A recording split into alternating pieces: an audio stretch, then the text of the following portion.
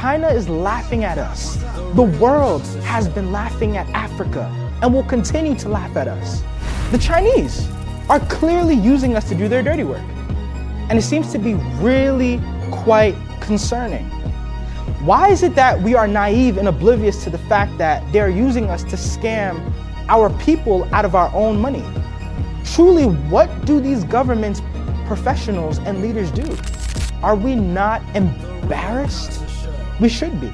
Our government officials, how can we prevent this? Do we not understand how much the world needs us? Happy month of June, diaspora. We have a Chinese crisis in Africa, a serious one, and not just one in one part of Africa, but in a variety of different parts across the continent.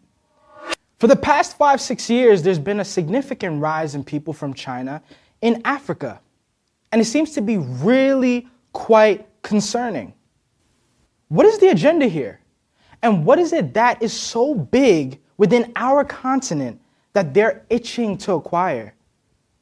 Chinese cyber scam bust in Zambia, increased investments in the continent, and the continuous neocolonialism in Africa. All this coming up on today's show with no bias, no lies, real Vim, Real Kasa. The Real Kasa Show.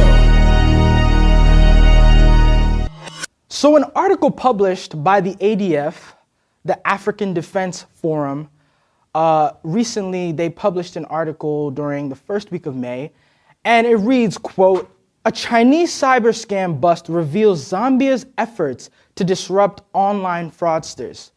What is going on? So in the city of Lusaka, Zambia, there's supposedly a call center named Golden Top Support Services. But in reality, this company has been used as a cybercrime platform that was owned by the Chinese to scam innocent people out of their own money through telecommunication systems such as WhatsApp and Telegram.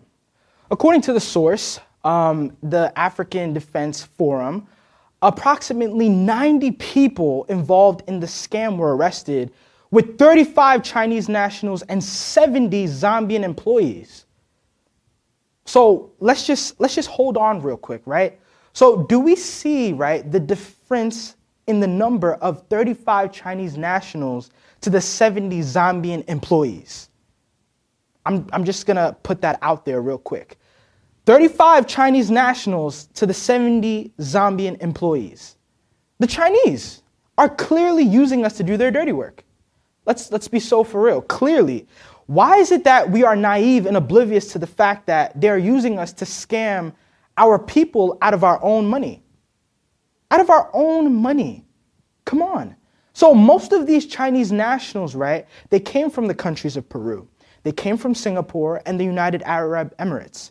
So those that were Chinese actually entered into the country illegally or were undocumented. And Zambia has very strict policies about individuals entering the country undocumented or wanting to work without the right documentation. So that leads me to think, but if that's the case, how were they able to manipulate the system? How? Again, if Zambia has these strict rules, how are they able to manipulate the system? Are our governments working in Africa? Like, this takes me back to Congo. You know what I mean? The Democratic Republic of Congo. Is their government working? Is Zambia's government working? Are our governments working in Africa? Or is it just old politicians and people in office just sitting and crossing their arms and just letting their people suffer here? Truly, what do these governments, professionals, and leaders do? You allow our people to be taken advantage of, allow our minerals to be exploited, and then you get a cut of the pie, which is nothing. In the long run, while you allow our minerals to be taken to do wonders in other parts of the world, our people are still lacking. This is absolute nonsense. Absolute nonsense. I will put it straight and clear, absolute nonsense. Come on now. So let's just go into why this is happening, right? Well, if we just simply stop and think, right, we can clearly see that the cost of living currently in Africa has rapidly gone up. With our currencies across the continent, depreciating against the dollar at a very, very fast rate. People are looking for jobs. People are looking for jobs, any job they can get to make themselves useful in any type of way or capacity, to make bread and keep a roof over their head. The same way people in America have their jobs in order to keep a roof over their head with this high cost of living. America has high cost of living currently right now, especially within the East Coast, but this is nothing compared to the corruption and the atrocities taking place in the continent. This does not compare at all. Our people are literally selling themselves for what, $1? When you transfer it over, it's $1. If it's to kill each other for kwacha, for Zambian kwacha, or a cedi, or a naira, or a rand, people are willing to do that in Africa. That should put into perspective where we stand as a people. And the African diaspora is here, right? All across the world, folding their arms and watching, hearing the news, listening to people like myself on their platforms, and not taking any initiative on trying to actually maybe create some jobs in the continent. We have folded our arms and have allowed our people to be used as pawns, truly pawns, truly pawns. Are we not ashamed? Are we not embarrassed? We should be. China is laughing at us. The world has been laughing at Africa and will continue to laugh at us. They're probably sitting there right now like, let's all laugh at Africa. Let's all laugh at Africa, guys. If there's not a shift in mindset, we will continue to stay and be comfortable in our poverty. We are way too comfortable. Way too comfortable. I'm not surprised in any way that 70 Zambians, let's be so for real, were conned and convinced to go into scamming in order to get some Zambian kwacha. And who else to better convince them than foreigners who can barely speak their language? That it's okay, that what they're doing is okay. Okay, we're gonna make some money out of these people. We're gonna call them day by day. Use our networks to scam our own people. The problem that I see here, right, the perfect analogy to use really, is that there's a bunch of ants that are gathered around a sugar cube, and although efforts are being made to stop this infestation, the root of the problem is not being taken out. We are leaving the sugar cube there to attract more and more and more and more hungry ants. For nothing. For nothing. We continue to corrupt ourselves. So anyways, according to the African Defense Forum, during the raid, Zambian authorities confiscated thousands of technology and devices, ammunition, firearms, SIM cards, cash, and vehicles. When they busted them, this is all the things they found. How corrupt can we get as a people? How corrupt truly can we get as a people? Citizens, our own citizens, doing this to our own people. And we're being used as pawns, In my opinion, this puts a bad look for the country of Zambia. I hope we realize that as the diaspora, that this puts a bad look on the country of Zambia and on Africa, because in a way, it looks as if that anyone from any continent can come and do shady business within the premises, but it really isn't their fault. But more so the officials and the government in Zambia that are not properly equipped to know how to handle being in situations like this, or how to deal with scammers that may try and invade the country. Zambia is known to be a peaceful country, guys.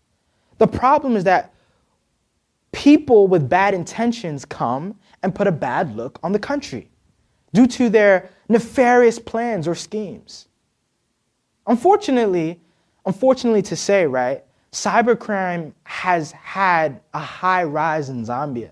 And first of all, it's not new.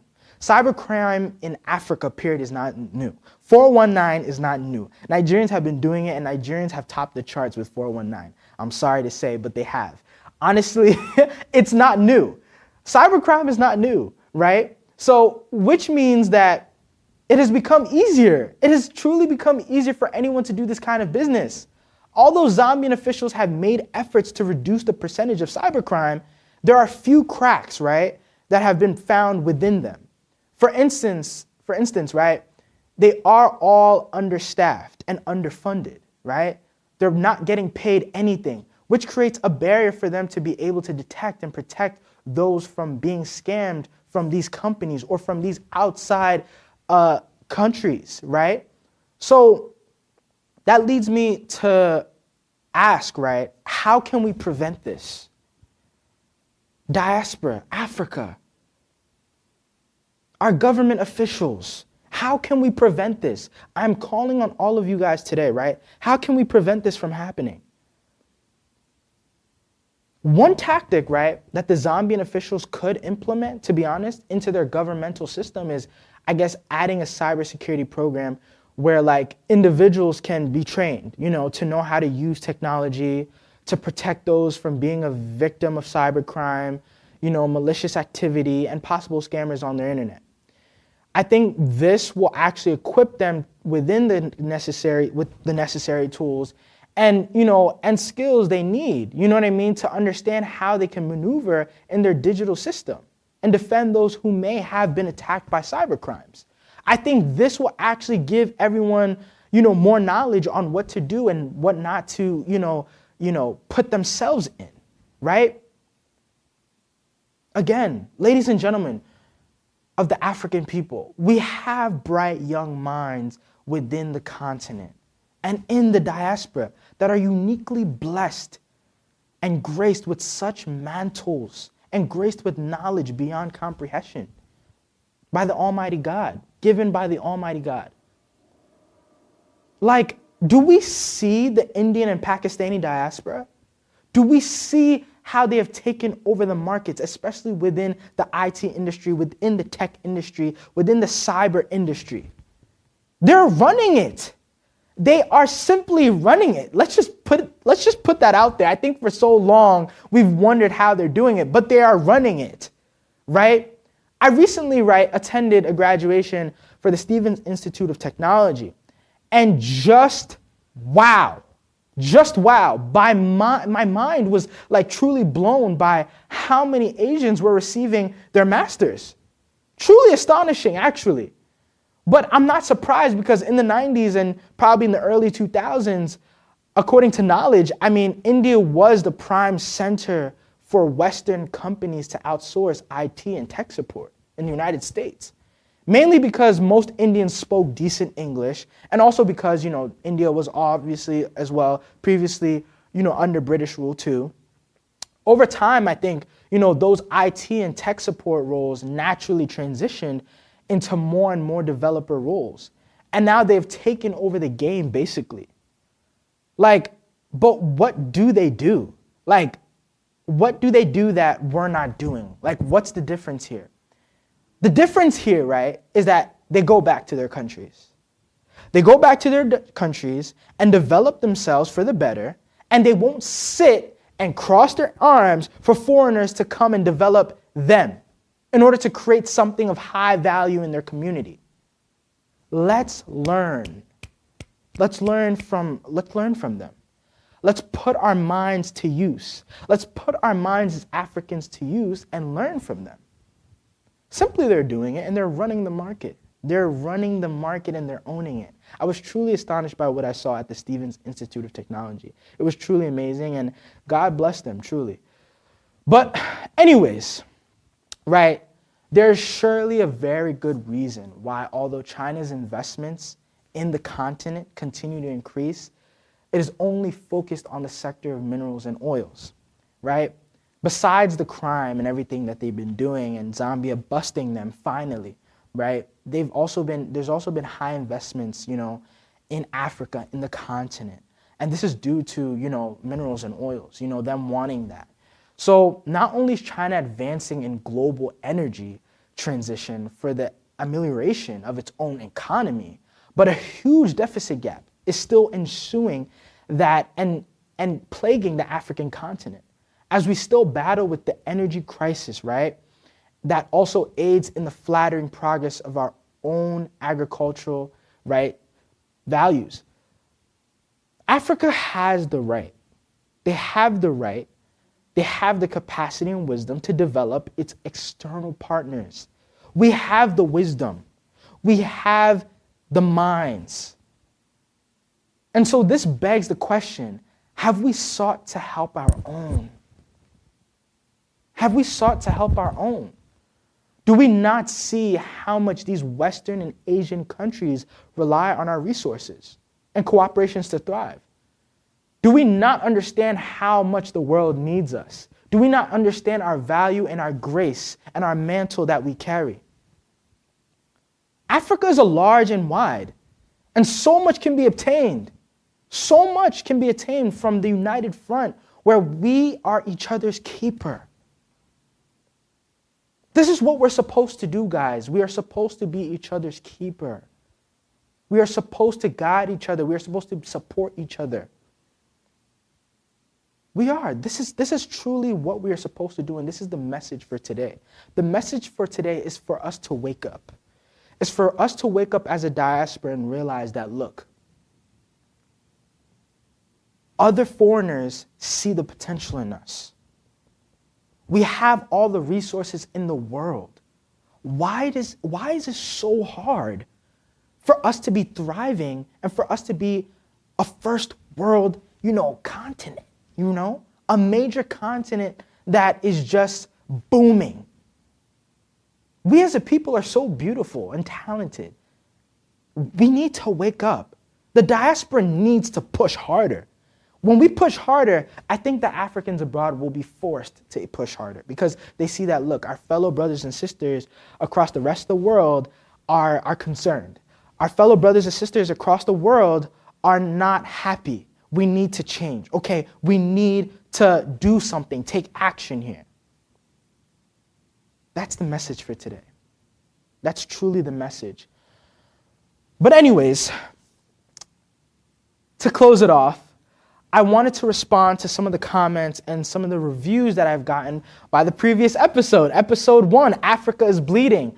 It seems that a lot of people, honestly, there was a lot of great reviews on it and a lot of great feedback. However, that didn't stop the negative reviews, that did not stop the negative minds, that did not stop the negative people from saying the rubbish that they said, truly.